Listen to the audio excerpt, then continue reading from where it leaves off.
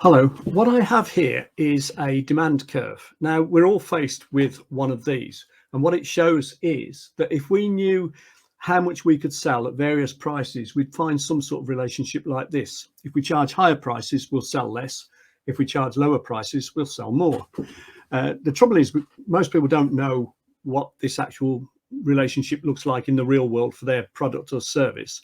And the other thing is, what you don't know generally is whether it's steep, shallow, etc. Now, what that means is if it's a steep relationship, you could put your prices up, say 10%, and you might only lose 5% of volume, so you'd be better off. Whereas if it's a shallow relationship, if you put your prices up 10%, you might lose 20% of volume and you'd be worse off. And that depends on how much you stand out from the rest of the market in terms of who could be your competition. So the more you make yourself different and unique, the less you're in competition and the more you can charge and make more profit. So then you start to think, well, what if I could actually charge more on average when people buy from me? Now that may mean putting your prices up, but there's also 20 or 30 other different ways you can achieve the same thing by getting people to spend more when they buy from you. And the way it works is if you know your price and you know your volume, that will tell you your revenue. So here the price is 100, the volume's 1,000, your revenue would be 100,000. Your gross margin is how much you make on everything you sell. It's 40%, so therefore your revenue would be your gross profit would be 40,000. You know your overheads, which are fixed and don't change as you sell more or less. They're 20,000. That would tell you that your profit's 20,000. So what if you could charge 10% more on average, get people to spend 10% more on average and still retain all your customers? Now, if you did that, you would actually have a higher gross margin because your variable costs, the costs of making and selling these things or services, that hasn't gone up. It's just what you're getting people to pay you for has gone up. So you'll automatically have a higher gross margin, which means you'll make more gross profit and you'll still have the same overheads. And if you actually work the numbers through, your bottom line, your operating profit, instead of being 20,000, would be 30,000. So it's gone up 50%. So just charging 10% more on average by implementing various strategies to enable you to do that without losing any customers could increase your operating profit by 50%. So then you think, well, hang on, what's the worst case scenario though? What if I did start to lose customers?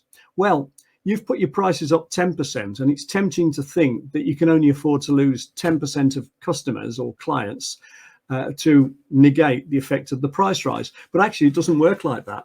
The way it actually works out is if you calculate the numbers, you could afford to see your number of transactions, your volume, if you like, fall from 1,000 to 800. You could afford to see a 20% drop in your volume and still make the same profit as you did previously. And in fact, you'd be better off because although you're making the same profit, you're selling smaller volume, which means you've got less hassle, less storage issues, etc. So actually, and probably less time. So even though your profit hasn't changed, you're still actually better off in a lot of other ways.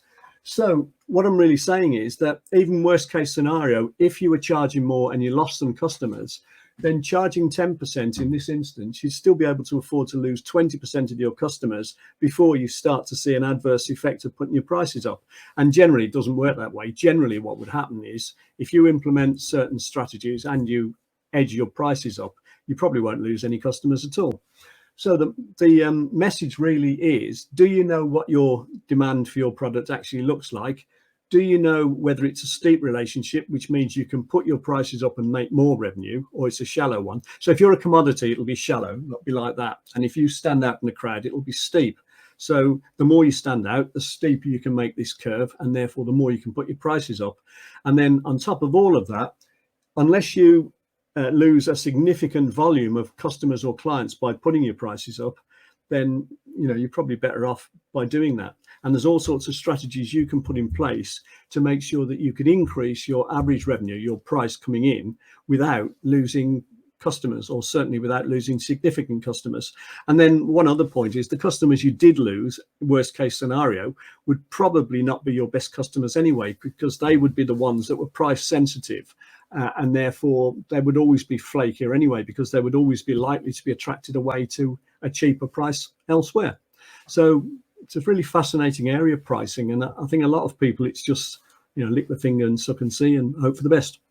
Hope you found that useful. Thanks very much for watching.